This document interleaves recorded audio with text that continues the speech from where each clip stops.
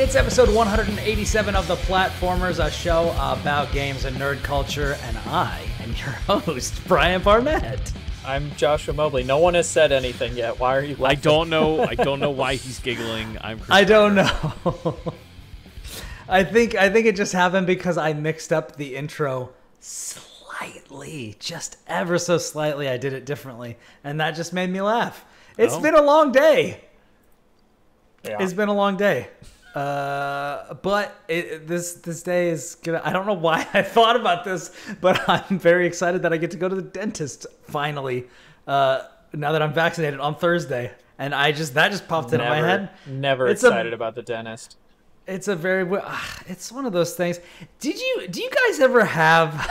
Chris should probably Oh my introduce himself God. first. He did. No, He I did introduce- it very quickly. Oh, I didn't hear I you. did. Okay. Yeah, I did it very quickly. Okay, do it again. Do it again. I'm Chris Shriver. Anyway, you guys ever have this thing where, like, even after I've become a big fan of the water pick, but I don't think that that's, like, sufficient. Like, I don't know if about you're the water familiar with this. flosser. Well, Yeah, it's they're the water supposed flosser. to do both. So, like, the water pick gets like 95% of all the crap that's like between your teeth. I want to get one. And then, like, really, at least what my dentist does is they'll do that, and then they'll go, like, the surface of the tooth with the scraper, and then Yeah. if there's anything, like, residual that's left that the water pick didn't get, then they'll, like, meep, meep, and, like, get on in there. So my teeth are actually, like, really tight together at the top. Okay. So floss, like traditional floss, is really obnoxious for me to use because basically what happens is I use the floss for like three teeth, and then the floss gets cut in half on my teeth. Yeah. Like Some of mine are like that too. Like these over here are like so close that when you get it in there, it's like by the time you pull it out, it's like that thing is done. It's destroyed. Yeah. Which is one of the reasons why I switched to the water pick in the first place, was because I was like, oh, this is nice, and it'll basically do the same thing. But so I didn't realize. I thought it was like, oh, it was just a trade-off of like which one you did. I didn't realize, oh, like you probably still need to do the traditional flossing as well. So like I've got my no buzz marketing, but I've got my my very popular, especially among podcasters, Dentacast. electronic toothbrush that signals me how long I need to be brushing my teeth. Mm-hmm. And Which one is this? I have a Quip also does that. Yeah. Oh, is it a Quip? Okay. Yeah. Yeah, I have. it is. I was just trying have, like, to avoid using their name because they pay a lot of podcasters to do that, and they're not paying us. Quip pay So us. why We should get I Well, do no, that? I have a Philips 2 out of 3 Sonicare. platformers hosts use Quip. Yeah. Yeah. Yeah. I have a Sonicare, so fuck them. Yeah, I like it, and then I've got this, and then I've got this water pick, but I was getting to the point where like it was getting far enough away from and maybe this is just a me problem because I don't typically floss because it is such a laborious thing. Yeah. But like I got to the point where like I would brush my teeth and it like wouldn't help my breath be any better. Mm-hmm. Or like considerably better. Like it would still feel gross to me in my mouth. So I was just like, all right, fuck it. We're brushing the teeth. We're doing the water pick. We're doing the traditional floss, and then we're doing a freaking mouth rinse afterwards. Do you brush the tongue? Do you scrape the tongue? Yeah. Okay. I do That's- that. I That's scrape like the roof of the source mouth. the majority of bad breath. That and tonsil stones, if you have those. Are you aware of what these are? I've never No, heard of that what in is my this? entire tonsil stones can happen if your tonsils are too I mean, there's big, literally too an large. item called the tonsil stone in Bloodborne, Oh, but I don't gross. think that's what Ew. this is. So what happens is if you eat Fun fact, if you pick up the tonsil stone in Bloodborne, it lets you get picked up by one of the freaking abominations and transported to a secret village. I don't know why that's the case, but that's what it does. I can tell you that's not what happens in real life. So getting grabbed normally gets you killed, but this lets you survive. I don't know why. Interesting. So what happens with tonsil stones is you could be eating a piece of food. Typically, it's like a potato chip or a piece of bread or like something that is like that kind of consistency. And when you swallow it, little pieces of that food can get stuck in your tonsils, and it can build up Really? over time, like behind like your throat and then where your tonsils are. So what ends up happening is that sits there, and then the bacteria builds up, and it gets bigger and bigger and bigger, and then it really really starts to stink. So what you have to do is like flush it out. It eventually can reach the point where like if your tonsils are so enlarged and you have like trouble, you know, with snoring or like sleep apnea or whatever, you can end up getting them removed. Or if you have tonsillitis, obviously you get them removed. But like that's what it, and like if you take it out of your mouth, like and you smell it, like it's not great. It's like why would you ever do that? That sounds like such a monstrous thing to do. It's like you wouldn't. You like comes out of your mouth and it's like, what is that? And then you know you have that moment of like, what is that smell? And then you smell the thing, and then it's like, oh, it's this tiny speck that just came out of my mouth. So yeah, that's disgusting. That can happen. That's why you should gargle. That's why you need to gargle. So the basically my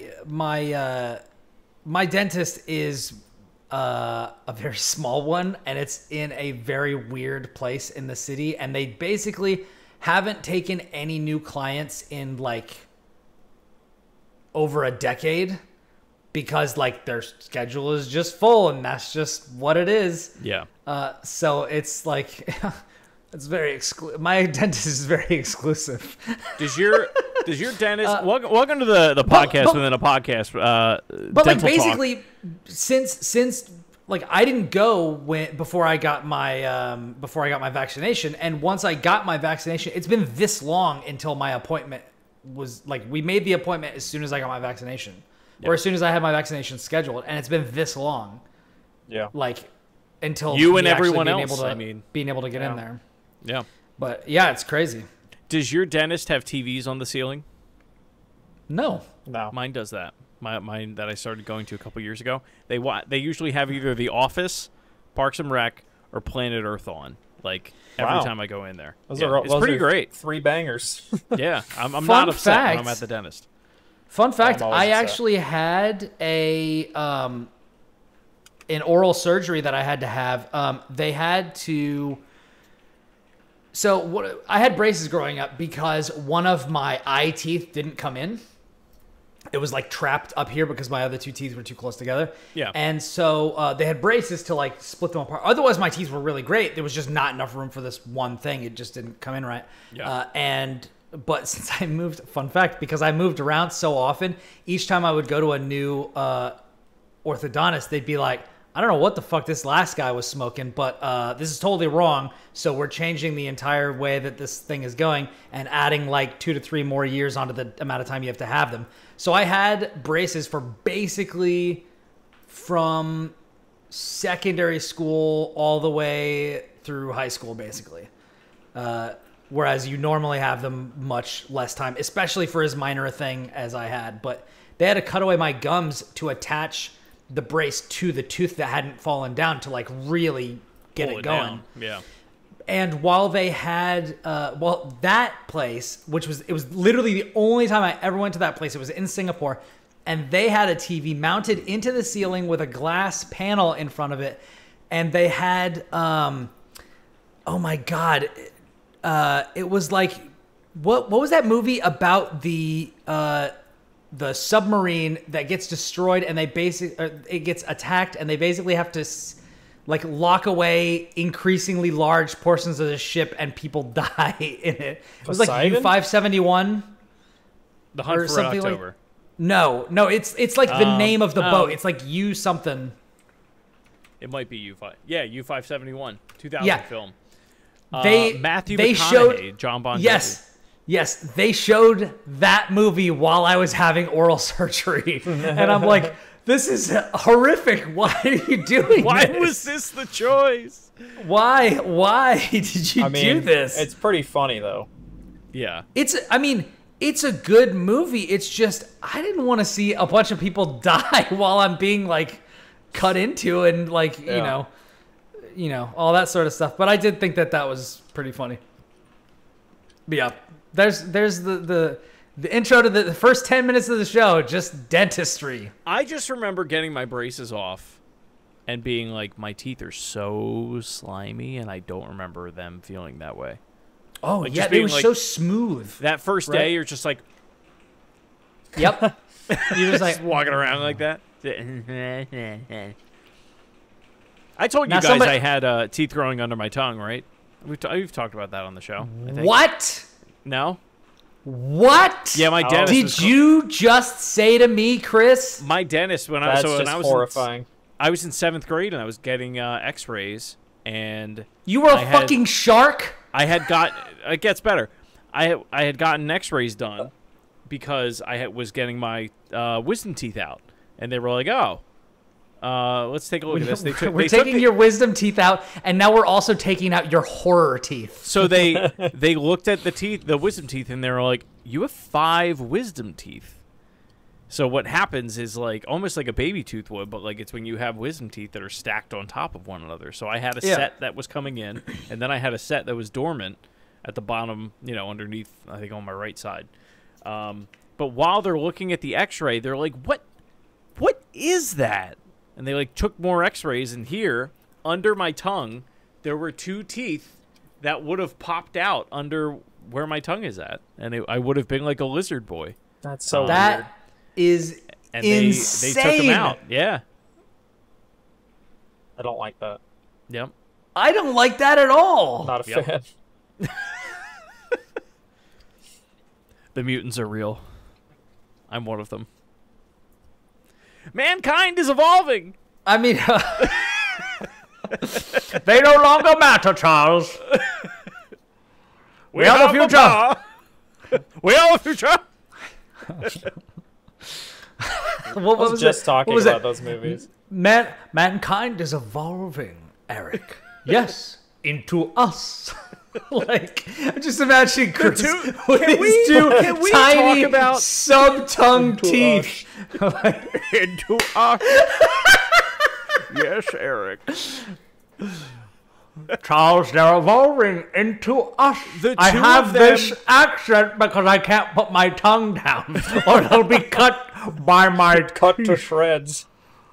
The 2 of them, like, we didn't deserve the 2 of them in those movies. No. They are They're phenomenal in those movies.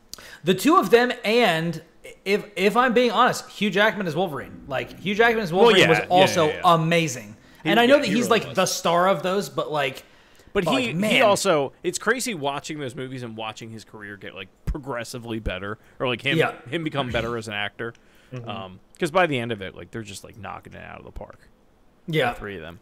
I'm still so disappointed that and I know there's like allusions to it, or like there's this idea of like there are references or things like that, but like the fact that Hugh Jackman Wolverine isn't actually in the MCU like is just such a and like those and like specifically Magneto and Charles Xavier. I'm not a huge fan of like a lot of the rest of the cast. I think there are some winners, like I think Iceman is fine, although he's not as like kind of playful and fun loving as he is in at least the most recent run of the comics that I'm familiar with. He's but, like, pretty like early 2000s, like Yeah. he's written early 2000s. and Rogue is like the the actress Rogue is Evanescence. is the actress is great, but the writers did not do justice by Rogue No. at all, No. which is a real shame. You know who I liked a lot? Beast was great in those movies. Dude, Beast was freaking amazing. Kelsey Yeah. Grammer, yes. Yeah. I do think it's funny that like the people that we've described as being the real standouts, I think they're all theater actors. Yeah. I know Ian McKellen, Hugh Jackman, and Patrick Stewart were all stage actors. I think Kelsey Grammer was too. I might be wrong. He though. still is. My uncle actually met him after a show in New York a couple years ago. Said he was like the nicest guy he's ever met. I've also heard that Yeah.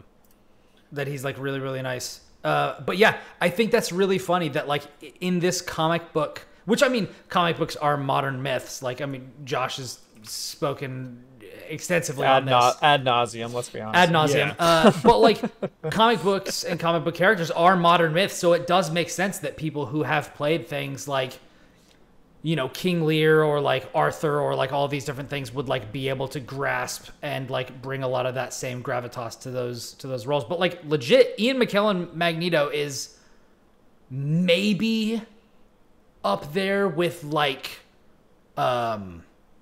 Oh my God, what's his name? Darth Vader. Yeah. Why am I? The Oh voice my actor God, for- why am I blanking on him? I almost said Mustafa. Mufasa. James Earl James Jones. Earl Jones. James Earl Yeah. Jones. There we go. That's the one. We got it. We said that got at right. exactly the same time. Took me way too long to get there. Yeah. But like up there with James Earl Jones, Darth Vader as like one of the greatest villains of all time. Yeah. Like just all time great. It's like kind of shocking how good that was. But Yep. But yeah.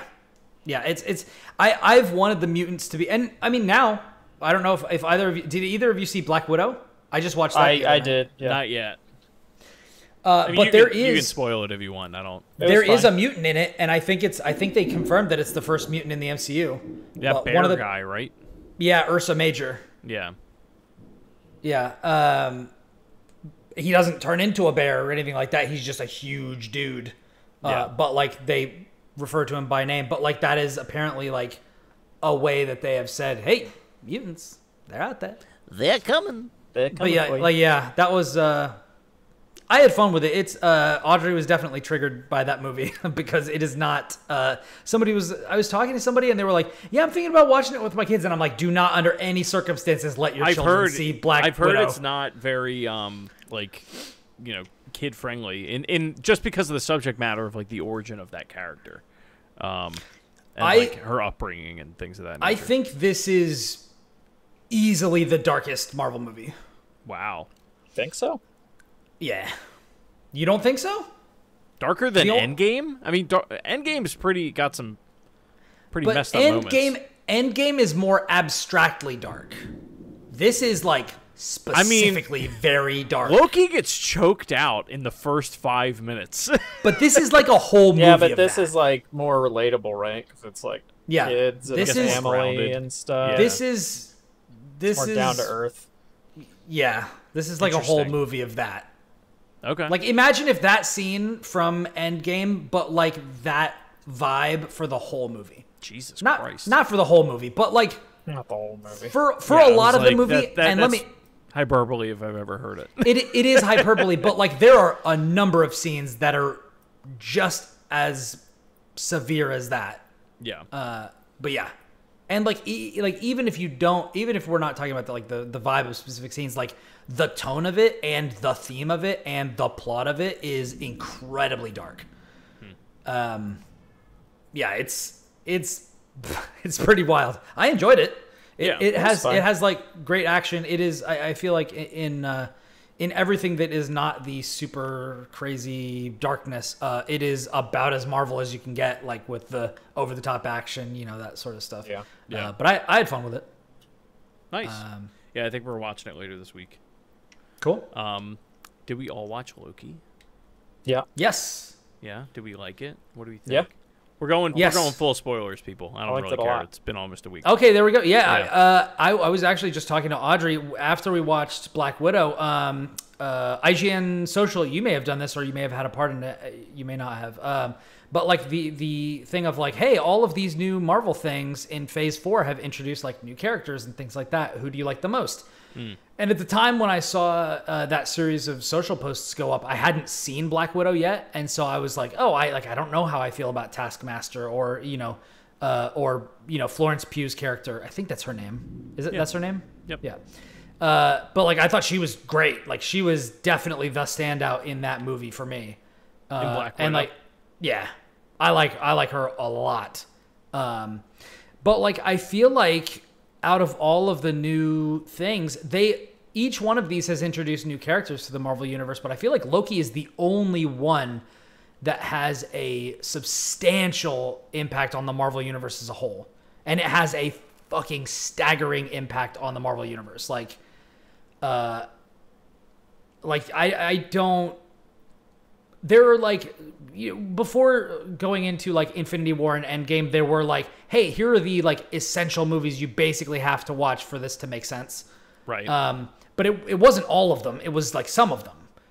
It wasn't the whole run. I think that whatever is happening next, Loki has to be on that list because there's no, just looking at the names of the movies that are coming up, there's no way that this isn't the central thing that's going to be happening moving forward.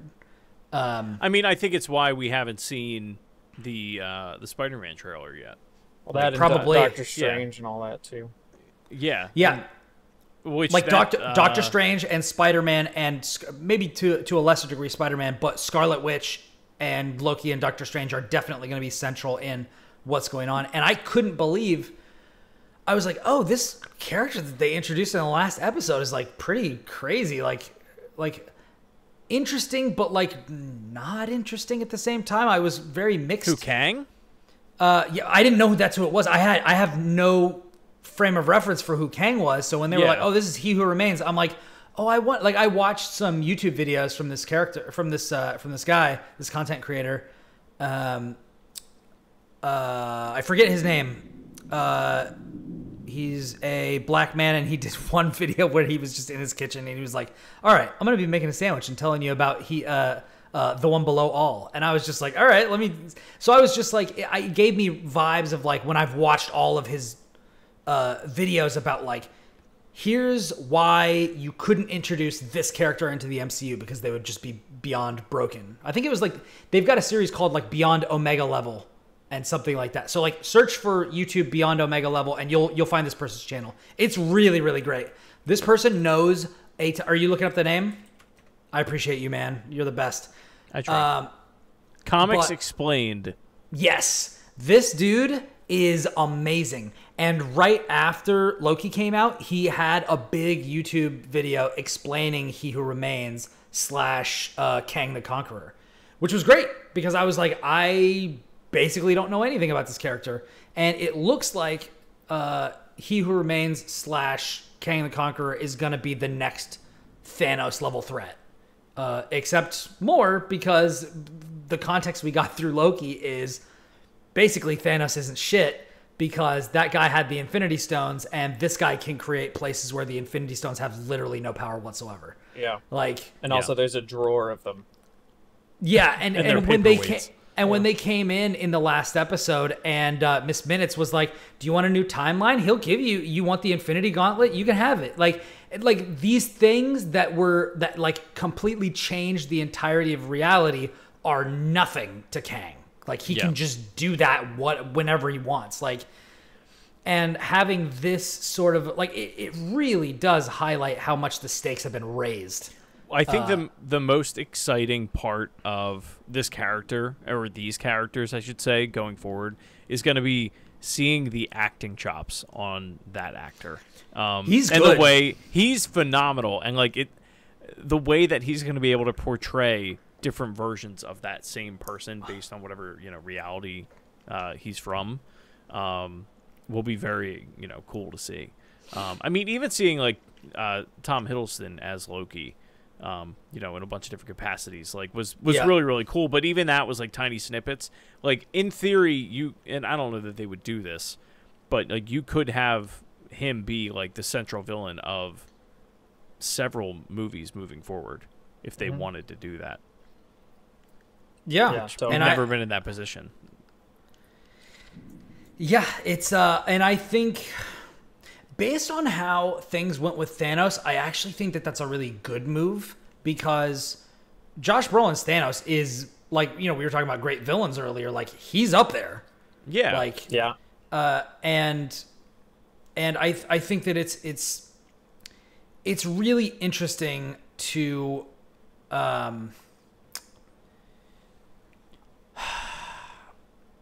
it's interesting to see how much the Marvel Studios formula has relied upon having these throwaway villains in a way that didn't really lead to a lot of satisfaction for the universe as a whole, especially when they are like villains that are usually recurring or villains that are like way bigger in scope as far as the stuff that they can do than what they've been allowed to do in in the Marvel movies and that sort of stuff.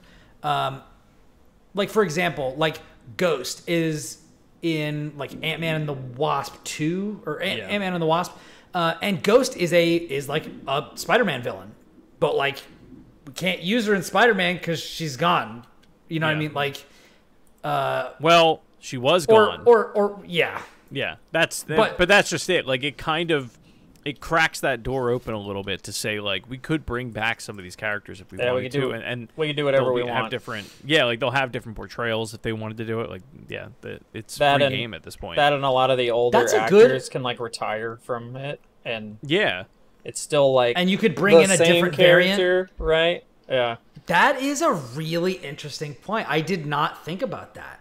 Yep. So you could theoretically have a multiverse event and have a new Steve Rogers Captain America that wasn't Chris Evans. Yeah. I think that's interesting. My only concern... I don't know that I like that, because there's a history of, like, you have Tony Stark, Iron Man, but then you also have Rhodey's War Machine, and then you have Rhodey as Iron Man, and then you have, like, Ironheart and these other characters. And I was actually reading about, there was one version of Kang the Conqueror came back in time, was approached by another version of himself from another multiverse who is trying to accelerate his growth into the Conqueror, and actually rejected it, went back in time and became Iron Lad, who led the Young Avengers. So it's like, there's a version of Kang that's leading the Avengers as well. Like, so I don't know if I would like that more than, like, actually giving more different characters. So, like, as opposed to just constantly having a different string of Peters, get Miles in there. You know what I mean? Like, because they're different. I don't know. Yeah. It's going to be interesting. They also, like, they have a very careful game they have to play here, because they can't make it too confusing. Like, as interesting as Loki was, if all of the content and it won't be, but if all of the content that comes after were to be that way, I think it would turn a lot of people off. Because, like, I think that works for maybe one or two franchises like Loki and Doctor Strange, but if you start putting that where every single movie it's like, oh, well, remember when so-and-so time traveled and then they did this and blah, blah, blah, blah, blah. Like, it's hard to track. It's really hard to follow. Especially when there's there is going to be more Marvel content in the next, like, 2 years than in such a small amount of time than there ever has been between Disney Plus shows and movies. Yeah. And you're expected to watch all of it. Yeah, and it all ties into one another. Like, it's a big ask for a lot of people. That is true. That is true. Where did you guys see Black Widow, out of curiosity? I watched it at a friend's house. Oh, wow, okay. I didn't know if either of you went to the movies. No. Sorry, what were you going to say, Bri? I was going to say, I do think that, like, in some ways, the stuff that they've been doing lately is the best stuff they've done. Not always. Like, I think that Falcon and the Winter Soldier basically just shifted people's roles a little bit. I mean, they did introduce good characters, like Isaiah Bradley is really good. But, like, he's such a minor character, and it's mostly just expanding on the lore and stuff instead of like actually being a forward-looking change. It's like kind of a backwards-looking change, which, like, is good. They're still doing work to flesh out the universe, which is what you need to do in this circumstance. Well, part of it's that, but part of it is, like, the subject matter of that show. The fact that, like, you have a black man playing Captain America now, and unfortunately not everyone in this country is able to come to terms with that, probably has problems with that. So it's important. It was important for Isaiah to exist to try and make that transition, like, more understandable to a more closed-minded audience. Sure. Yeah, it's also a lot of the subject matter in that show is, like, a little real. Yeah. Like, it hit very close to home. So it was like, it was. And I definitely do not begrudge anybody their opinions on anything, regardless. I will say, Falcon and the Winter Soldier is the only of the shows that, like, well, maybe this isn't true. Maybe WandaVision did too. But I did legitimately well up at the finale of Falcon and Winter Soldier when he took Isaiah to the museum. Oh my God! Like, I lost it. Yeah. I was actually, like, sobbing and shaking on the couch because I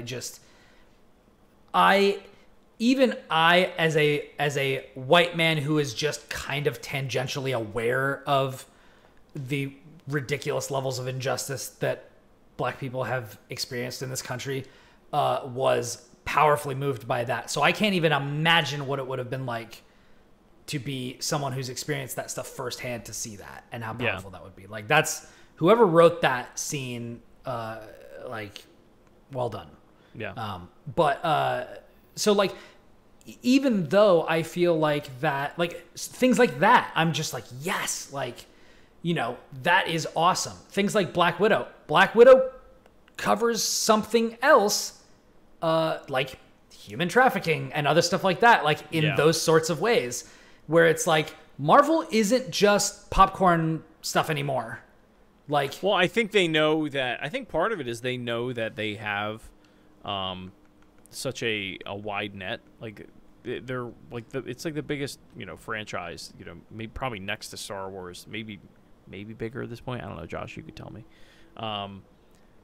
You know, at this point, in terms of content that's coming out regularly, and it's like, you want to help try and make the world a better place, like put these issues forward in a medium that, again, that people will consume. Yeah, there are going to be this many eyes on it. Yeah.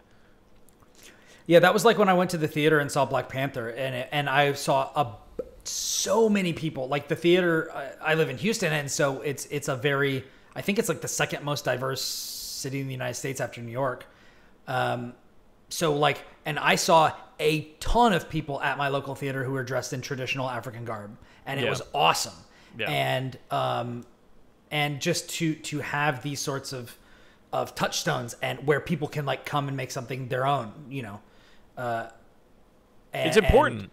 And have that sort of representation, you know, is really, really good. It's that conversation of representation, and it was fun. Like, it was fun watching Black Panther over here in the theater, because when Oakland, California showed up, like, everybody in the audience was like, "Woo! That's like 30 minutes away." Yeah, it was funny. Yeah, but yeah, I mean, all that to say, like, I really liked Loki. It felt like, to me, the culmination of a lot of what Marvel's been doing lately. It set the stage for basically, so far as I know, like all the movies that are coming out, you know, in the next year. I feel like it's the first thing that we've seen since Endgame that like really felt like, all right, here's your reset button. Like, here's the thing that, like, you know, that Nexus event that is really going to kick off, you know, everything that's to come. I mean, up until now, because really Falcon and the Winter Soldier is, and WandaVision too, like, they're really shows that are meant to be for closure to the Endgame era. Like, they're like the epilogue to that movie. You know, and Loki is the, okay, what's coming next? You know, it opens with that wild card scene where that Loki, you know, grabs the Tesseract, and it's like, okay, where the hell is this going to go? And really the whole time throughout, it's like, I don't know what's going to happen. I have no idea. Yeah. Which has been cool, because, you know, I feel like towards the end of the last phase of Marvel content, we were all like, oh, well, Black Panther's going to come out, and this is going to happen, and then this is going to lead to this. Like, we know what movies are coming out now, sure, but, like, I couldn't tell you what I think is going to happen in any of the other movies. Yeah. I don't know. There is a theory. I just kind of shut my brain off and let them That's kind of where I'm at right now. Yeah. I mean, there is a theory that what is the guy's name? They're not calling him Kang. They're calling him He Who Remains. He Who Remains. That is actually like the Marvel writers' room, and that eventually it's all going to lead back to like Kevin Feige at the end of it. Like, when they go back to the singular timeline. Sounds like some Jar Jar is a Sith Lord shit. Yeah. Like, but I was I like that would be pretty funny if they did do that. They'll never do it, but they won't. No. But yeah, like when I heard that character's name first, like one of the things that I was remarking on, that I don't think I actually ever even made the point, but Comics Explained, he was talking about the one above all and the one below all, where like these are like god characters that have like just an absurd amount of power, where like the one above all is basically the god of the Marvel multiverse. Yeah. And like he is almost never seen. He looks like a raggedy old man or something like that. And then there's like the one below all that is basically like the god of the deepest bowels of hell, which, fun fact, I did not know this. That's where Hulk draws his power from. Like Hulk is kind of like a minor avatar of the one below all, which is why his strength has no upper limit, because he's fueled by this like evil god, which I didn't know that. But I don't know that if that's I don't know if that's how the MCU works, but that's how it is in the comics. That was one of the things that they revealed. Mephisto confirmed. I mean, yeah, but like when I heard He Who Remains, I was like, oh, this is one of those like existential names, that I thought was like so interesting. So when I found out that he was actually he's like an Avengers and Fantastic Four villain for like ages, since the '60s or whatever, I was like, oh, that's cool. Yeah, and like the idea of like a time traveling villain, like we broke the seal on time travel with Ant-Man and Endgame, so yeah, it's gonna be weird from now on because we got time travel and we got universe hopping. Yeah. So yeah, I wonder how much longer they can sustain it. I do wonder that myself. Like I mean even Marvel stuff overall. Like I feel like a lot of people, and I don't know. I feel like a lot of people are watching it almost out of obligation. It's like, well, I've invested so much time in it, it's like a sunk cost fallacy. Kind of like. A little bit, yeah. I don't know. Oh, hello. I would agree with that if it wasn't still good. Yeah, but at what point does it become not that good? Yeah. Or does it not? Like all things must. Or does it? Or is it? At what point is it just? Yeah. Yeah. Or I was going to say, at what point is it like me and Halo, where like 4 was fairly good and 5 was not, but like I'm still excited for Infinite, And at then what if point Infinite comes out, it's like, all right, I think I'm out. Like, yeah. But yeah, like I get it. I am interested to see how Shang-Chi ties into all of this. I forgot about that one. I don't think it will. Because like Black Widow doesn't. No. No. All right. I mean, I'm not trying to spoil Black Widow, but one of the interesting things about it is it looks like it's going to set up a new meta, like for kind of what's going on, but then it kind of doesn't. Like it feels in a lot of ways. It's another Young Avengers thing, I'm assuming. It feels to me like in a lot of ways to just be like establishing the new status quo, introducing more characters, these sorts of things, more than actually like in the same way of like Falcon and the Winter Soldier. And like if you look at it, WandaVision, like those don't really change, like they don't really move the needle that much. Like for individual characters, yeah, but for the universe, not really. Yeah. And like Black Widow kind of feels like that. And they don't all need to do that. They don't. Yeah, and I don't think it would be sustainable for them to. No. But I think one of the reasons why I even thought about that is because Loki did in such a huge way, while also doing the other work of like introducing, Sylvie, Renslayer, Mobius, like all these other characters. Now, are they going to end up in anything else other than Loki season 2? I don't know. Apparently, Sylvie's not even coming back, which I don't know that I believe. That if that's true, that's a big bummer because she's literally my favorite character. She's in a great, series. she's the best part of that show, I think, next to Owen Wilson. But yeah. But anyway, that's Marvel and Loki and Black Widow all wrapped up into one. We talked about that for a while. We did. We did. Shall we talk about a big news thing? Sure. Or shall I talk about a very short? I can talk about your game for you. If you're gonna play Cris Tales, play it on Xbox because it's on, or at least it was on Game Pass. It runs like shit on Switch. The load times are too long. The resolution's lower, and the game's fine. But it's if you miss it and you can only play it on Switch, like don't freak out about it. It's not. You're not missing much. Shall we talk? Well, let me just specifically say. So I was sent a code for Cris Tales on the Switch, and I immediately noticed that the load times were pretty egregious, and I'm going to give you numbers on this. So if you are listening to this as we stream it live, the game comes out tomorrow. If you are listening to the podcast on your podcast feed, the game is out now. You can go get it now. But I would strongly recommend that you not get it on Switch. I literally stopped playing the game because of the things that I'm about to tell you. So I actually went back and double checked, as I was telling Chris earlier, I double checked this on the demo on Steam on PC. And on PC, I only have an SSD. I don't have an NVMe SSD, which means if you play this on PS5 and Xbox Series X or S, it's going to be even faster. But on my desktop PC, the load times the loading screens either don't pop up, or if they do pop up, the load times are between half a second and roughly 3 seconds on PC. There are load screens that pop up on Switch more frequently because it can't load smaller things instantly. And those load times are between 8 and 10 seconds roughly. And let me tell you, I was in the garden in the beginning area. I walked down one section to the right a little bit, crossed to a 1-frame screen, 8 to 10 second load time. There was somebody there that I needed to talk to. I literally talked to the NPC.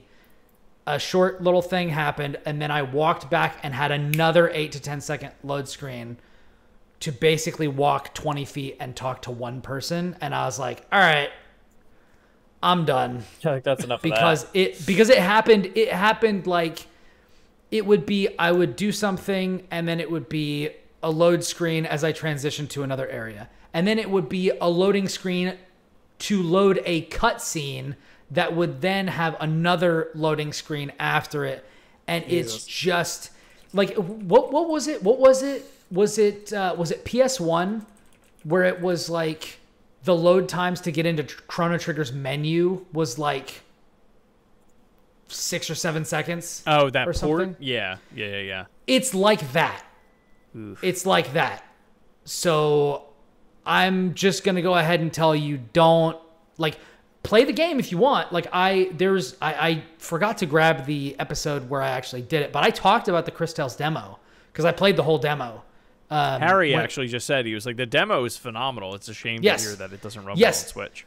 The demo is great. Like I enjoyed it. It is I remember specifically my issues with it were for me personally, it took a little bit too long to get through boss battles.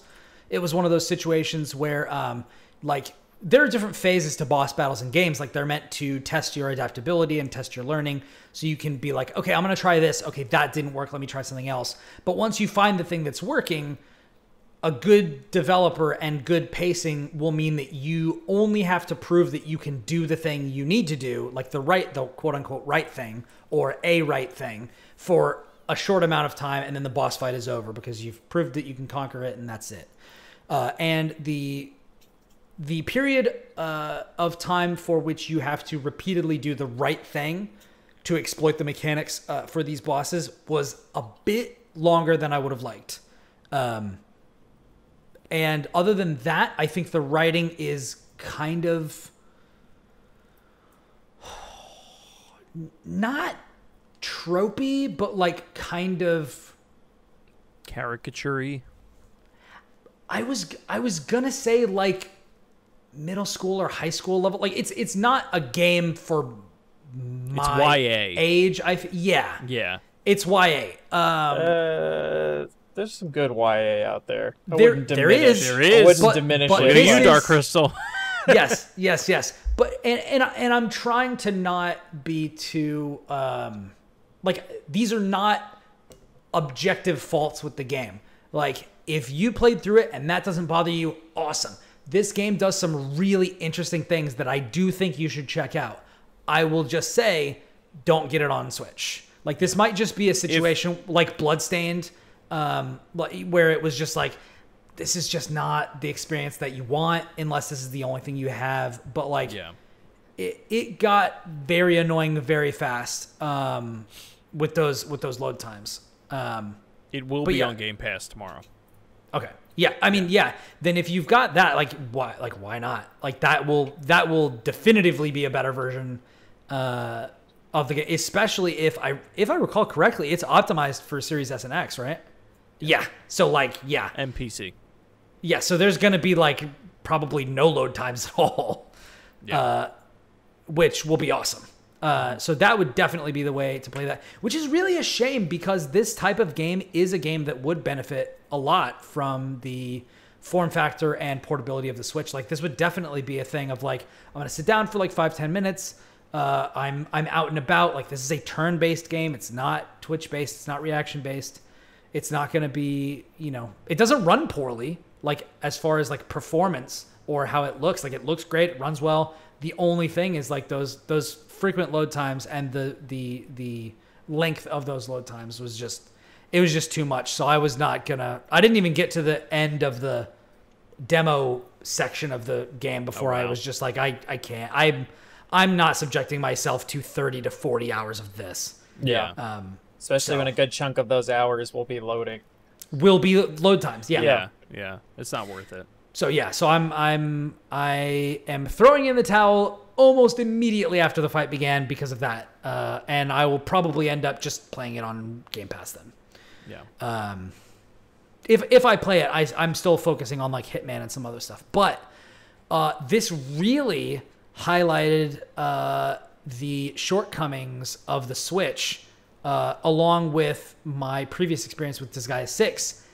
And then a huge bombshell announcement was made that I was not expecting at all. Chris, would you like to lead this one off? So it's funny. I actually logged in, and I never log into like our Trello board for IGN.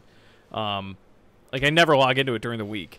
And for some reason, I was like, I'll see what's going on today. And I logged in, and there it was like, embargo, like do not talk about this, like, Steam Deck. IGN first, all that.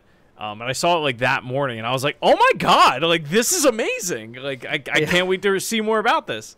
So what is the Steam Deck? The Steam Deck is Valve's basically solution to the Switch, or their version of the Switch. Yeah, not solution, but it's their, it's their portable console. Well, right now a lot of people have, a hard time with the Switch being as underpowered as it is. So what Steam Deck is a portable PC, and they're very clear about that. It is a PC running Steam OS, which is Linux based. It can run most Windows apps. Well, there's a whole compatibility list that you have to go through and things like that, depending on if games are, compatible over Proton is what does that change, to get it to run on Linux. But it is this handheld system that is a gaming PC. With it comes its caveats. It does it plays games not at a full 1080p. It's a lower resolution. So the resolution on this is 1280 by 800p, which when you're on a screen that small is fine. It's a higher fidelity than that of what we have on the Switch. From what I understand, it is not OLED. It's a regular IPS LCD. And it runs at 60 hertz. So the idea is that you basically can play, your PC games at low to mid spec on a smaller screen and take them with you on the go. Yeah. So if you have a giant Steam library like, myself and Josh and Brian do, you're going to buy this thing day one and you're going to have, however big your Steam library is at your disposal. On top of that, what I'm very excited about, obviously, because of who I am, is that it's a PC. You can do whatever you want with it. So in theory, you can put your emulation software on there. You can put the Epic Games Store, GOG, any other digital storefront that you have that is compatible with SteamOS on there. If you want, you can put Windows on there, though they say that it's like not really ideal. But it's totally open for you to do that if that's your jam. It's going to use more resources probably and not be as well optimized, but like hey, more power to you. You can do it if you want. Yeah. So we have 3 different SKUs. Those SKUs are basically the main difference is the size of the speed and or the size of the disc and the speed of the disc that's on there. You have a 64 gig model at $399. You have a 256 gig NVMe SSD at $529, and then a 512 NVMe SSD at $649. All of which come with a carrying case, which is nice because this is going to be something that you want to protect. Yeah, you want to protect, and it's a little more proprietary. Like I think it's going to be harder to get accessories for this right out the gate. Valve, whenever they release any hardware, they tend to gate it behind Steam because it's their storefront, and they want to make sure it's as close to the experience that they want to give as possible. So they don't do a whole lot with third-party vendors, at least right off the bat. It'll come, but it just won't be there, immediately. The other cool thing that is included with this that the Switch doesn't have and the Vita had, Bluetooth for external devices. So you can you have a mouse, keyboard, headset, headphones. If you want to put Discord on here and chat with your friends, you totally can, or you can use the Steam chat, that's built in. It's everything. Every headache that I have about the Switch is fixed in this device, allegedly. It is a bit chunky. If you've seen it, the pictures of it at least in people's hands, it is significantly bigger than a Switch. It's approximately 669 grams. Let's look at the Nintendo Switch weight. That doesn't help me. 0.88 pounds. I don't know how to convert grams to pounds, guys. I'm sorry. While you're looking this up, I wanted to say it's been a pretty crazy last month of me playing Disgaea 6, there being rumors of the Switch Pro, that turning out to be, if not false, at least not something that's coming out soon. They announced the OLED instead. I'm like, fuck, why? I just want to have a portable thing that can play this shit and can play it well. And then I play another game where that is not, really working for me. And then out of nowhere, Steam arrives with a lot of people really annoyed at Nintendo and a premium thing that is going to run very well. Definitely, they've talked about this being basically more powerful than a PS4 or something like that. And so, as powerful as a PS4 is how they equated it. Which is already that even if this doesn't match up to, I'm playing it, 720p, 60 frames a second, all this stuff, even if it's not PC quality gaming, it's at least more powerful than the Switch. Yeah. Which is what we wanted. And you can play so many games. So weight-wise, if you were to take 2 Switches without a Joy-Con on them and stack them on top of each other and just hold them in your hand, that's about the weight of the Steam Deck. Okay. Yeah, I mean, there was something that you said that I wanted to piggyback off of. What did you just say recently? I was talking about the last month being a crazy kind of perfect storm of people being annoyed with. So, a couple of weeks ago, Valve actually had that thing where they came out. It was pre E3 because at one point I was like, wouldn't it be crazy if they came out and said Steam is coming to the Xbox because of Game Pass and all that happy shit. And this is what they were talking about. Is no, we have a product that's coming that we expect to compete with them. Or rather that you'll be able to use with Game Pass, because in theory you can. And that's what this was. I didn't expect that we would hear about this early, but I guess if they're going to be selling it this year, then it makes sense. Yeah. So what do you guys think? Are you pre-ordering this? Is this going to be your new desktop replacement? Is this going to be what? Definitely not a desktop replacement. No. This won't be my desktop replacement, but it probably will be a Switch and laptop replacement. Where when I would not be using my laptop for something like normal, like when it would just be like my gaming thing. Like if I'm going to the practice space or the studio, I'm still taking my laptop because I need to be able to type up lyrics or things like that, or I need to be able to work on something else. But when it is explicitly just playing games, there are several games on my backlog that I was like, this shit is perfect for it. Yep. Like Danganronpa 3. I have not played that because that doesn't feel like a game that I want to sit down at my computer to play. But on Steam Deck, perfect. Yeah. Like even like something where I was like, I forget what else, but like there were other games like that where it was like, you know, I want to play more Wargroove, or I want to play, you know, Divinity Original Sin 2. Like, and I can play that there, you know. And take advantage of the touchscreen and all this other sort of stuff. Like there's a bunch of stuff that I have. Dark Deity, you know, that we talked about. Like I could play that. That's basically just a new Fire Emblem game, but it's on PC. Like I was thinking about that, and like other games that I have on itch. You know, like I could play like Spirit Swap, like just sitting somewhere instead of having to be at a computer. Like the reason why, and like you guys have said, and it's accurate, like I play Switch handheld a lot. Like, and it's because I like being able to just pick it up, set it down. I don't have to carry around a controller with me to hook into my laptop or sync to my laptop or whatever. It takes up much less room. I can just grab it and plop down on the couch and watch something. Like the flexibility is what I love about it. Yeah. And the fact that, unlike my laptop, if I want to plop down on the couch, I don't have to get a stand for my laptop, make sure that I'm close enough to plug it into the wall, make sure that I have a cable to plug into my controller, make sure that I have like headphones or whatever, like all this sort of stuff. It's like I have to create like a miniature station for me to be able to take advantage of this. Whereas with that, I can literally just have it in my hands, plop down on the couch, do it. Like it's self-contained, it's flexible. It has my Steam library, which is like, you know, apparently I still own more games on PlayStation, which is ridiculous. But like Steam is close. Like and if we consider Steam, itch, Blizzard, Origin, Uplay, GOG, Game Pass. Yeah.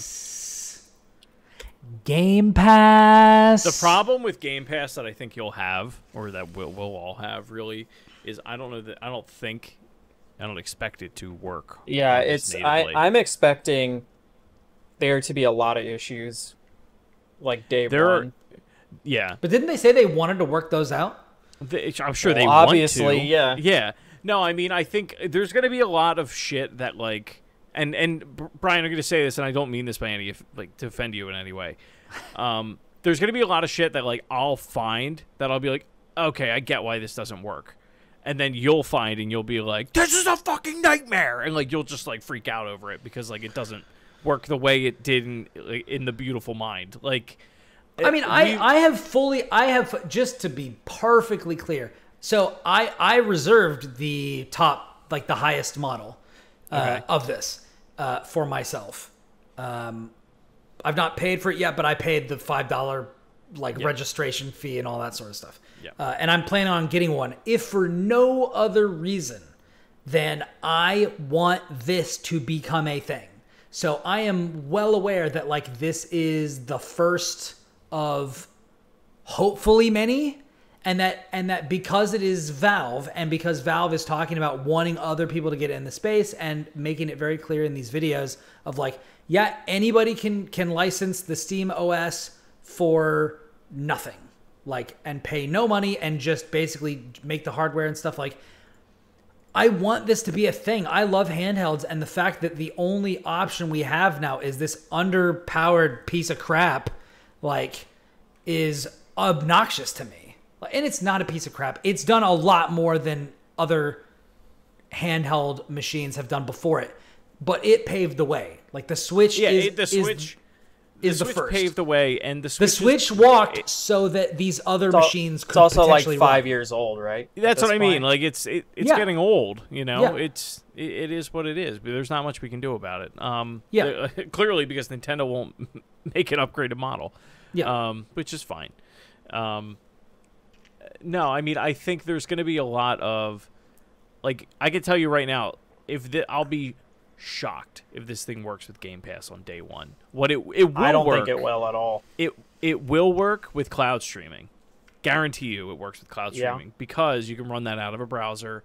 And Edge is based on Chromium, which is available on Linux. Like that is all fine. But how right? Like, but the thing is, I mean, it's as well as every other device that has ever done it at this point. So, like, if you tested it, you know how well it runs. Right. I just mean, like, because you're running it through, like, one app, and then it's going through a thing, and, like, or another thing, and it's just, like, instead of having, like, a native app that would do it, it's like you're doing it through, like, these layers, so I figure it's just not going to be as good as that. But as cool as they are, the Steam OS thing worries me, because, like, not every game is like super, like works super great with Steam OS and has like issues. Like some games that say they support controllers like don't. Like I've had a lot of issues with Steam OS in the past.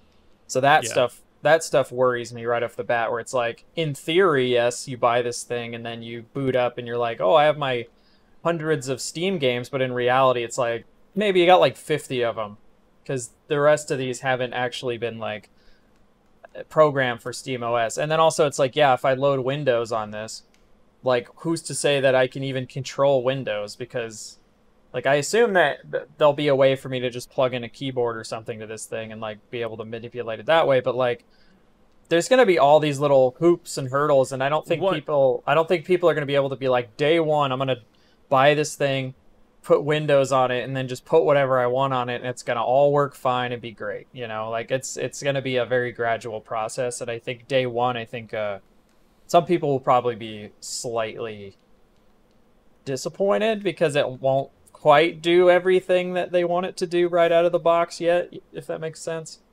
Yeah. No, I mean, I think if Windows isn't supported on it day and date, it's not a nail in the coffin by any means. It won't help them. I think they have to get that out in front of everyone before this thing launches, and be very clear with people that, like, hey, if you can get Windows to load, not all the drivers are readily available, because like this is all going to be specialty hardware and everything like that.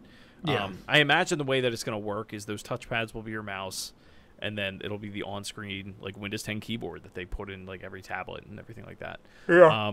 Which, if all it is for you to then get into the game, but like you tell Windows, okay, when you start up, go to Game Pass and then go to whatever game I have installed in Windows. Like that's fine, but you're still dealing with like Linux is a lighter OS. It is designed to be that way, and to be like, just you can run it on fucking anything. Like it's literally meant to work that way.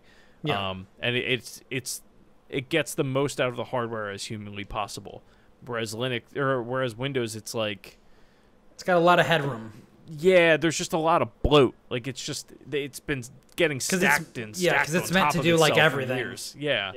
Yeah. And support all these different types of applications for across how many decades of software development. Will it work? Sure, but it's like your PC. Like that drive's gonna get real full real quick. I don't know that people have thought about it all the way through. Oh, definitely not. But really, it depends on what your library is and what you want to play. The other piece of it too is like, I was literally thinking like, if Epic Game Store works, if Itch works, if Game Pass works, these are all amazing boons to it. If it only works with most Steam games, that's still good. Ridiculous. Yeah, like that is still a better deal than like, because like if we're looking at like all of the stuff that I have, like I have a ton of games on Switch. I have reviewed games on Switch since this thing came out, and like I have more games than probably a lot of people, because I've gotten a lot of them for free from devs and PR firms and all this stuff. I still have more games on Steam, than I have Switch games. And I don't even know where some of my games came from. Same. On Steam. Yeah, and like Switch will always be a thing for exclusives, but this will, like, man, the ability to move from a high-powered PC to a pretty powerful gaming laptop to this handheld and have all of my stuff go everywhere with me, like, this is what I've wanted. This was the promise of the PS4 and the Vita, or the PS3 and all this sort of stuff. Like, this is what we wanted to do. Take your cloud saves and all this, except this is 1-to-1. Yeah, I mean, and don't get me wrong, like the reason we loved the Vita with all of those games and cross-buy and all that whole experience was because it did work well. Like, you had to manually go and like fetch those saves, but like that was pretty much it. Like, if I wanted to play Shovel Knight on my PS3 for God knows what reason, because it was in another bedroom or whatever, like I could do that like super easily. The only issue was it didn't have 2 sets of triggers, and it didn't have like analog sticks you could click in. Yeah, but like the games so far as we know, Steam Deck has that, and it's even got the freaking Elite controller like back bumpers. Yeah, like the ones down there for your pinky and your ring fingers. Yeah. So like it's really set up to succeed. And what I've heard from the people who have been hands-on with it is it looks uncomfortable. It's actually way more comfortable than it looks. Like it totally is workable. I don't doubt it. I mean, I hate the offset sticks on the Switch so much. They're just very like you're reaching. I hate not having a D-pad. Like, yeah. I mean, the Switch Lite has one, but like even the button quality, like my A button is really acting up on my Switch. But we've also been playing it for 5 years. 5 years, yeah. I still have my launch Switch. Same. I God, I was gonna say so. Oh, I also think, just thinking about the Steam Deck, that's what it's called, right? It is pretty expensive compared to a Switch, and obviously that's because of its power and stuff. But I definitely think this is something that like people like us will get. I don't think many general, just like random people are going to buy this thing. No, because it's gonna be way too much for them. I feel like. I think it's gonna be way too much for them to like understand what it is. Yeah, it's like that, and price wise. Yeah. I mean, I think if you're already a PC gamer, like if you're already in that space, like I think this is a pretty easy sell. And it's not like Steam has low numbers by any means. Like there's millions of people on Steam. Yeah. But it's like how many of those people are running on a potato, and most of them are running on low-powered hardware, or like their school computer that they got or whatever. Like there's probably a good portion of them. Really, the number to look at would be like how many, and I don't even know if they make this public. They probably do. How many like GPU users that are above like the 900 series are playing Steam actively? They did release a bunch of the hardware survey numbers. Like I couldn't remember if that was percentages or if that was like actual numbers. I think it was percentages, but I think the most common thing was that most people are not playing games on like really crazy hardware. Most people are playing games on like laptops and shit. So yeah, it is this weird thing of like I think this thing comes out and it does very well initially. If it's the same thing everyone's been saying. So like this isn't I'm not like Nostradamus. If they drop support on this thing within like a year, or it seems like they're not, like they've come out and said like they think this is going to be a very successful product and one that they plan on supporting for a very long time. Yeah. But we also know how Valve is. Yep. Yeah. So if it doesn't do gangbusters, like it's totally possible that they'll just be like, well, it's failure. We only sold 2 million of them. Like, I don't know. That probably wouldn't be enough to recoup the investment that this thing cost. The R&D that went into it, yeah. Not that Valve doesn't have money to throw around, but yeah, they definitely do. I'm interested to see what happens with it, but I am a little worried about just certain things not working the way that we expect them to work, and then also just price and future support and stuff like that. But I think initially it is really cool. Like, and I like the idea of having basically like a TV PC right out of the box. Yeah. Basically. I want to make the public statement. If you're planning on buying this thing, you're planning on doing VR on it, don't. It's I was going to say, can work. You do VR on it? No, definitely do not. Don't do that. It's a dumb idea. Don't do it. It won't work well. Like, you'll boot it up and you'll go, "Wow," and then you'll turn your head and you'll go, "Oh God," and it won't. And then you'll be dead. Yeah, it won't render. Like, the thing will blow up. Just don't do it. I am interested to see, like, either Digital Foundry or like ETA Prime or whoever does it. I want to see somebody hook up like a 3080 to this thing and just see how it performs, like to like over an external like Thunderbolt connector, and just see like if it runs well. I'm sure Digital Foundry is going to do all kinds of crap with this thing. Yeah, but that's probably the most exciting. I'm more excited to just mess with it. Yeah. Than like, actually play games on it. Yeah. Just be like, what does this do? What does this do? What does that do? Yeah. I have a reservation for it, but whether or not I keep it, like, we'll see. I'm kind of like... a lot of people are in that boat. I'm kind of like, do I really need this? Like, is it really... Because I think about, like, the Switch, and I'm like, man, I really wanted this thing, and, like, I thought about like all the things, like all the games that I would play if I just had them on Switch, and then I think about how often I use the Switch now, and I haven't used it in like 6 months to play anything. So I'm like, would I even actually use this thing? Out. You know what I mean? No, it's not even that. It's just like there's stuff on there that I could play that I haven't played, like Wargroove I have on there. I mean, you're also like playing video games significantly less than you used to be.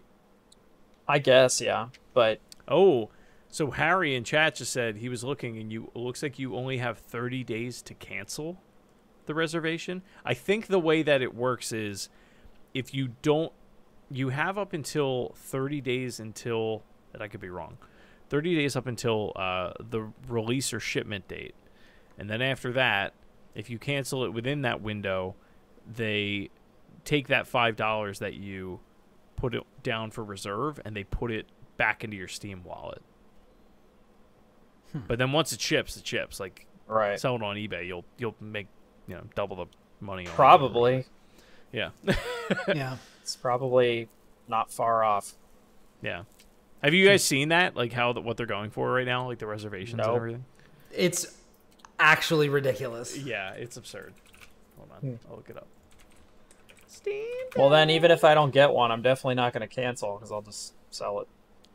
But sold who knows? Items. I think people are expecting it to not to be a lot because just chip shortages are still going on and stuff. So for a 512 gig, somebody sold their confirmed order pre-sale for $1,495. It is not worth it. It's a lot. You can cancel your reservation on this page. If you cancel within 30 days, you'll be refunded whatever payment method you used. If you cancel after 30 days, your reservation fee will be refunded to your Steam wallet. Okay, so we were both kind of right. It was a mixture of the two. Yeah, I'm excited for this thing. Me too. I love I can't hardware. wait. It's just it's in my bones. I'm excited I just to hope see. it's not too heavy for my old hands. Yeah, I'm excited to see where it goes. Yeah. I was with everyone with the initial hype, like, oh, this is going to be awesome. But then it was like, the more I thought about it, I'm like, there's probably going to be a lot of issues. Like, it's never as good as it actually is, right? It's always, we always think never as good as it actually is. We always think it's going to be this be-all, end-all thing, and it never is, right? And then we get the thing, and then we don't even use it. Well, I mean, it is for a little bit. Like, even Switch, God, like, we were amped as hell when the Switch came out. The Switch is a revelation, and I feel like with the Vita, we see the potential of it. We see a lot of the potential realized, but we see some very obvious room for improvement. And so we want somebody to come along and be like, all right, we're going to take what the people before us... It's standing on the shoulders of giants. Like, yeah, the Switch is a behemoth. Like, and the Switch is a better Vita, which yes. was a better PSP. Yes. Like, which was a better, Game Boy or Game whatever. Boy. Yeah. Which was a better Nokia mobile phone playing Snake. An N-Gage. Or something, you know what I mean? An N-Gage. Yeah. Like, you know what I mean? Like, and so, like, this is... Like, the Switch was the first time that console quality games on the go was just console games on the go. Like, because your console is now the handheld also. Yeah. And Yeah. this, the deck is... No, this is the console. You can just carry it with you. Like, this is a gaming PC.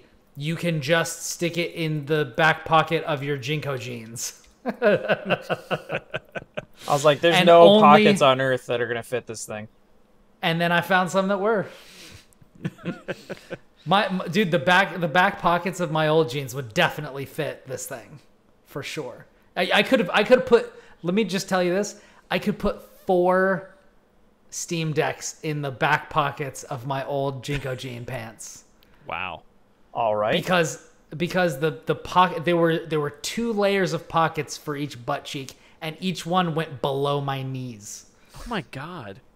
Wait, your butt cheeks did, or the I got butt cheeks down to my knees. Do those butt cheeks go all the way up? They go all the way down. They go all the way down to my knees. Hey, tall ass, get over. Tall ass. These aren't legs. I was born without legs, but my butt cheeks are extremely long.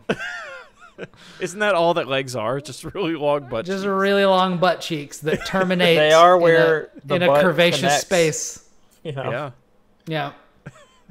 What a They're like the fucking hilt weird- of the ass. Butt cheeks. The hilts of the ass. Yeah.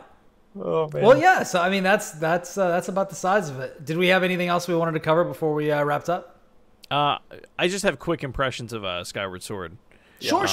I have not. So since I've been reviewing these Switch games, I haven't bought it yet. My plan is to buy it, but Didn't even know it came out. So, yeah, I love how disconnected you are anymore. It's great. dude, I got like so many. I'm just working on so dude, many you things. don't even know. I don't even know. I'm just working on I don't so even many, know where I am right now. I'm just working on so many things throughout the day. I just forget to even look at like what's happening in games. I just hear about it from you guys. I Yeah. woke my up the friends. other day and was like, a phone in my pocket. Wow, That's that's crazy. amazing. I could talk to people.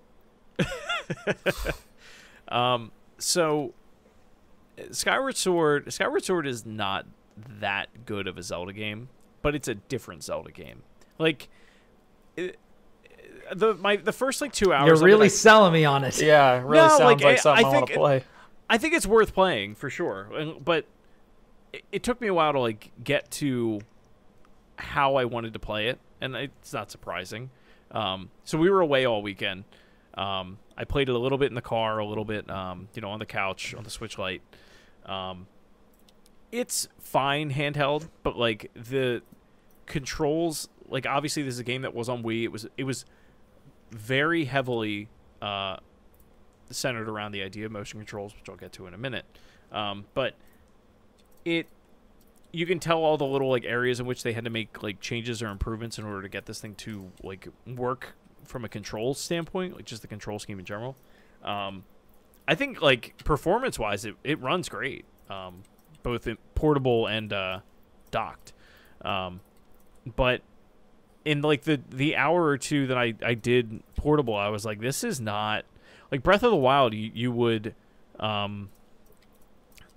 you it's a lot more open. You just have that like more of an inclination to want to explore and see things and like just kind of wander. So like you're engaged, but you're not like I have to hyper focus on the thing that I'm doing.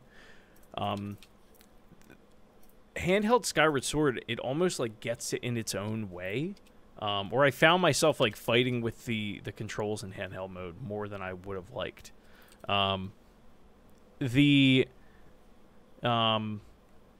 Playing it with motion controls, like I put it in docked mode when I came home from work today, and the combat is actually super fun with the sword, in the right hand, and everything like that, and taking on enemies and things like that. But it's the other things that you have to do in the game with motion controls that kind of make it like it's really off-putting. Like if you grab a rope and you like need to swing from like platform to platform, you literally have to like take the Joy-Con and like swing it forward and back to get Link to swing, and then hit A, and then he like jumps, and like it's just little shit like that. I don't love that. Yeah, I'm or not like into when you're on a, you'll be like walking on a tightrope, and then you have to like do this with the Joy-Con to get him to balance, and it started happening, and it like brought me back to like 2009, and I was just like, oh, I don't know that I want to do this again. Like that was a time, but like and you that time can't has just come and play gone. it handheld. Like you still have to take the things off and do this. No, you can play it handheld. So in handheld, the way that it works is your right joystick is your. Is it like severed? Your sword. I didn't play. Well, I played Severed on Vita. Oh, so you don't just use the touchscreen. Yeah, you don't use the touchscreen. In I think Skyward Sword. I think they put it somewhere else where you didn't have to use the touchscreen. But anyway, you know. So, combat handheld and on the Pro controller is the right thumbstick. So, Okay. like if you move the right thumbstick left, he goes left, right, you know, all that. What's weird though is if you're handheld or you're using a Pro controller, if you want to move the camera, because in traditional Skyward Sword you actually didn't have like a free roaming camera that you could move with the right stick, because Wii obviously doesn't have a right stick. Yeah. You actually have to hold L1 or whatever that is, ZL on Yeah. the Switch. ZL, I think it's called. Yeah. Yeah, and then you can move the right stick, and that will move the camera, which like takes, for some reason in handheld, like my brain just couldn't compute it. But Pro controller, I was like totally fine. Like I did it like twice, and I was like, oh, okay, this makes sense. And then like I didn't think about it ever again. Weird. If you do motion controls though, because you're doing the attack with the Joy-Con, it does free up that right stick, so it just works the way it is. So it's like none of the control schemes are exactly what I want them to be. And you can't customize them because, of course, you can't. Yeah, but I think like for me, the Pro controller is the best one. I like playing the Pro controller in general. Yeah, it's a good one. But yeah, but even the like a lot of the items that are in that game, like they, obviously they incorporate motion control and things like that. So like aiming with the bow and arrow or the slingshot.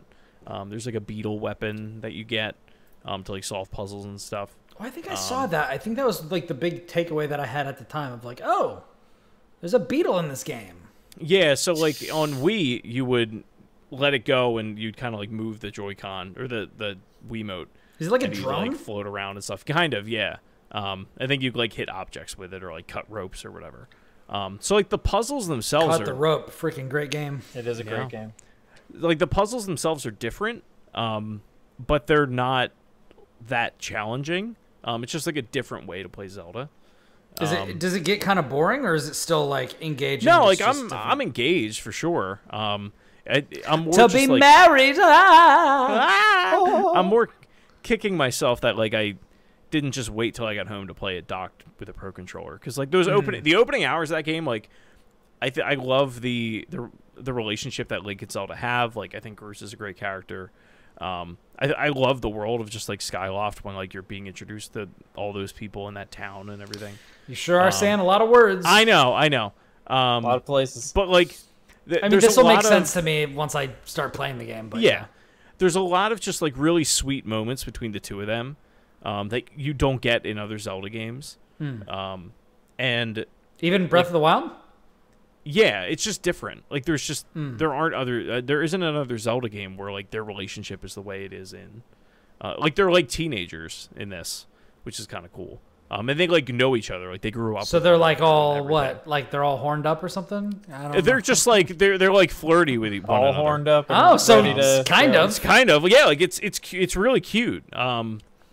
But it's just a different tone for the two of them, and like the score is really good, you know, as all that. Which is interesting because this is the first one in the timeline, right? Like this is yeah. Canonically, like this is the first version of Link that ever was, and the first version of Zelda. Something like that. Yeah. So like this is I still haven't gotten to a point in this game where like that I haven't seen yet, because like I played some of this on Wii. I definitely didn't finish it, but I'm getting closer to I think I'm getting closer to the point where I stopped. That's how I felt about Majora's Mask, and then I beat the game, and I was like, oh no, I did literally all of it except the final boss battle. I just kept expecting it to like, keep resetting forever. Yeah. But yeah. So you say it's good? I mean, if you're, it's good. It's not the best Zelda game. It's also weird. Be straight with me. I've never played this game. Should I do it? Because like you told me not to do the new Mario Golf. Here's the thing. Like it's weird playing this game in a post Breath of the Wild world. Like there's so much in it that you can look at and be like, oh, this isn't Breath of the Wild, but they did it better. Or like you can play through this game, at least I have as of now, and be like, I understand why they took the approach in Breath of the Wild that they did and made it as open as they did. Because this game is so linear that like you almost don't think that much. The only times that you do are when you're like, okay, I need to get from point A to point B, and I have literally no idea, and I have no other options. So I have to keep combing this dungeon until I find the thing that I have to do to get to like the next that space. Sounds really obnoxious to me. Yeah.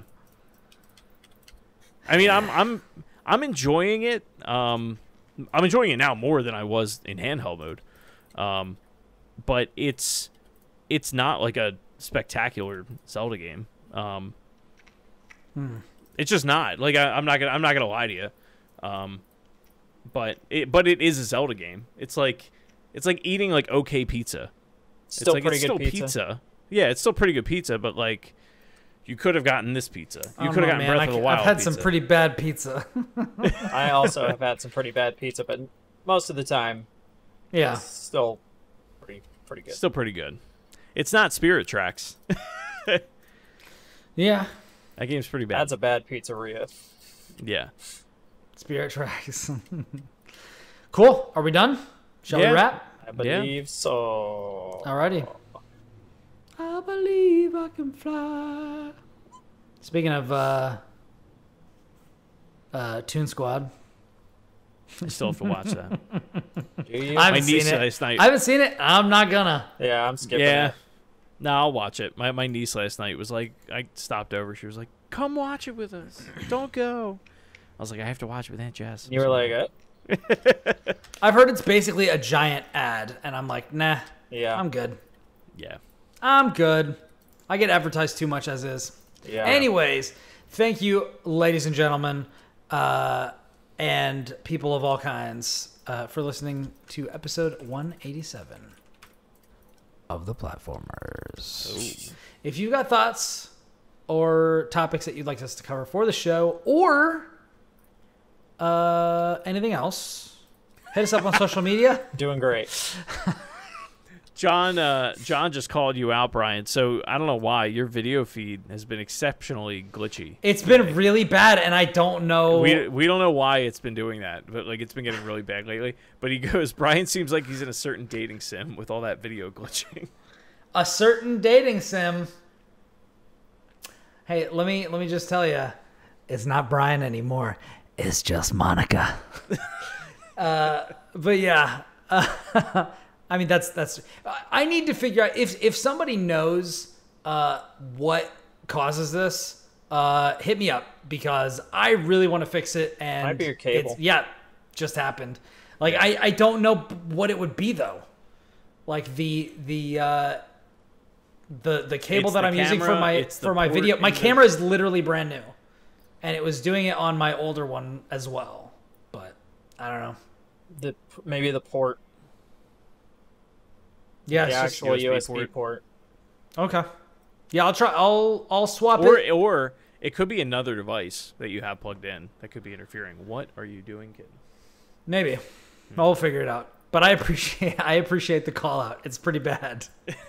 And I've known it's pretty bad, but I don't know what to do about it. So, if you've got anything that you want to say to us, you can hit us up on social media. You can find all of us corporately at Platformers Pod on Twitter and Twitch and Instagram and YouTube and all that other stuff. You can hit me up on Twitter and Instagram at Ribnex, and I'm verified, baby. Hey. Wow. Verified on Twitter. Woo, woo, woo, woo. Come check out my sweet new profile pic and my blue check mark. It's now so you have fancy. to care about what he says. You do. That's You definitely have to. not true. No, it's not true. But you'll see what I say more often now. I'm a real boy. Oh man, have you gotten more followers since that happened or no? Yes. Wow. Yes. Nice. Not a ton, but like in the 2 days after I got it, I got like, you know, just like 8 followers instantly, like randomly. I was like, yeah, all right, hello, welcome. But yeah, please review us on your podcast platform of choice. And if you like the show, tell friends about it. You can always divert them over here to the Twitch stream. I know a lot of people do like to see that, and I know that some people have specifically asked me if we are on YouTube, so you can tell them to go to youtube.com/platformerspod to find that for the archives that Chris so graciously puts up. Thank you very much to him for being a champion among champions. Good boy. I think we still have one key available for Dark Deity, so I guess I'll post another thing on Twitter. Follow me and retweet that, and you'll be entered for a chance to win. And yeah, that's pretty much all I had. Josh, where can everybody find you? All right. Well, I'm on Twitter also, but I don't tweet that much. But if you want to find me, I'm at the Jawa Josh. And if you want to see all the cool video essay stuff that I'm working on, you can go to youtube.com/braintap. And yeah. You can find me. Normally you get it. Oh, Chris, where we can find you? You can find me on Twitter at Shrives93.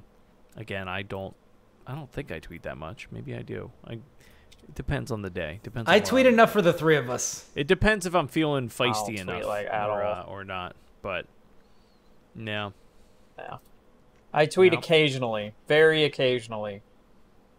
But He's like the Silent Bob of Twitter. But when he does tweet, it's meaningful and poignant. It's gold. it's usually not. Nope, it's not. It's usually not. It's not. It's just something dumb. It's like, wow, ever notice like how Rolos make you drool or something? Like it's never. Yeah. I am the drummer and second vocalist and new writer for a band called Long Live the Lights. You can find us on Spotify. Our new single Sirens has crossed the 12,000 plays mark, which is pretty good. And we've got like that's 24,000 ears. Yeah, we've got almost. I think we've got almost 10,000 like monthly listeners, and we've got a lot of followers. We're on a lot of we're getting on more and more playlists right now. So please listen to the song. Sirens is freaking great, and we've been in the studio recording our next single, which will be called "The Fight." I just wrote the bridge for that yesterday, actually, and it's coming together very, very nicely. It's going to be a really great follow-up, and it's a little bit of a different style. So go and check out Sirens on Spotify, and I hope you like it. But let me know regardless on Twitter. I want to hear what people think.